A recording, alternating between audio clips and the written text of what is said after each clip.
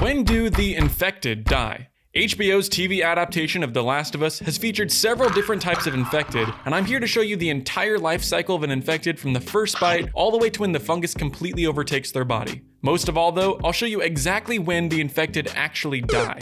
But let's start off from the beginning, the first bite. The Cordyceps fungal infection spreads through direct contact with an infected via a bite or indirectly via airborne fungal spores released by a corpse. These spores can quickly infect an individual, making breathing difficult and movement sluggish within only minutes of exposure in spore-dense areas. The fungus infects the human brain, growing mycelium inside the brain tissue and killing the brain cells.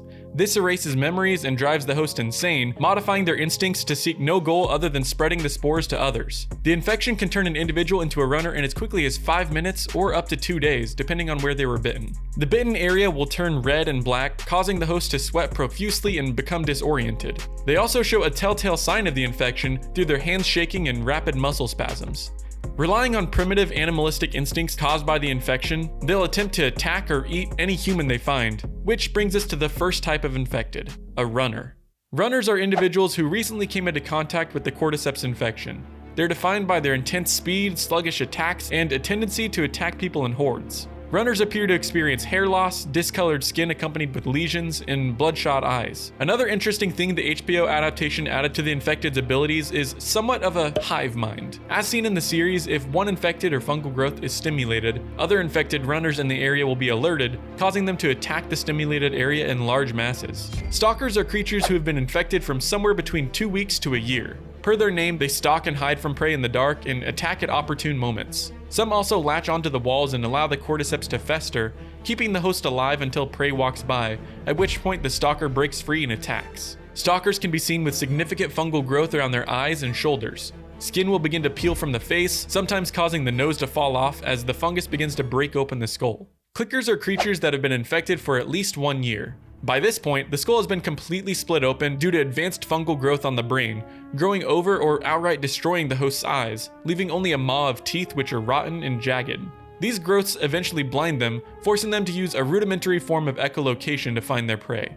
However, the fungus grants them enhanced strength, making them stronger than typical humans and quite dangerous in close quarters combat. Clickers can often be seen erratically twitching and sometimes clawing at the fungal growth covering their face, strongly suggesting that there's some remaining element of the host attempting to resist the fungus even in the later stages of infection. Due to their blindness, clickers begin to produce loud clicking and croaking sounds, which survivors can clearly hear, allowing them to evade detection by these infected as long as they remain silent. Bloaters have been infected for more than 2 years. The fungus has led them to become slow and blind, yet incredibly strong and resilient, with the fungal growth serving as armor plating. Bloaters can also tear fungus from their bodies to use as spore bombs and throw them at their enemies. However, this additional fungal growth makes them more vulnerable to fire. The fungal growth on bloaters is so advanced that it begins to form armored plates on the host, while also causing the body to bloat significantly, giving them their nickname. The fungus also seems to offer the host some protection against the elements, such as the cold and water.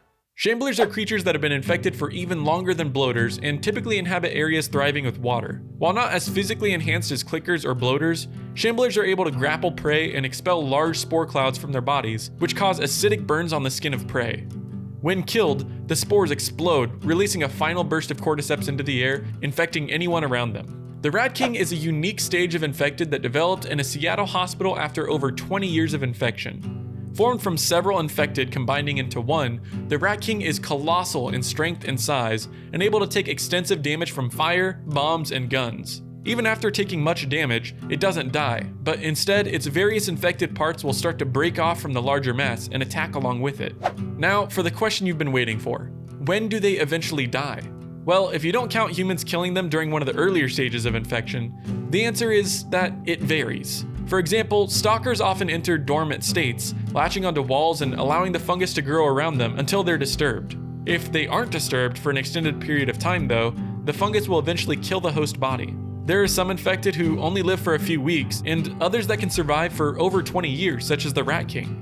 A lot of an infected's lifespan is dependent upon environmental conditions and other outside factors. While a host's body size and weight also play into the lifespan, external factors impact it more. Also, while the infected have a higher pain tolerance than ordinary humans, they're still susceptible to injuries and can be killed through conventional means. A runner, when not attacking survivors, will moan in pain due to the fungal growth deforming its body, and clickers will struggle while being stabbed. Sometimes infected that still have their entire face intact look remorseful or distressed as they attack, indicating that the infected are aware of what they're doing but can't control themselves. Gunshots are capable of startling runners and stalkers, indicating that feelings like fear are still prominent in the early stages of infection. So maybe the better question isn't how long can an infected survive, but rather, when does an infected lose its humanity?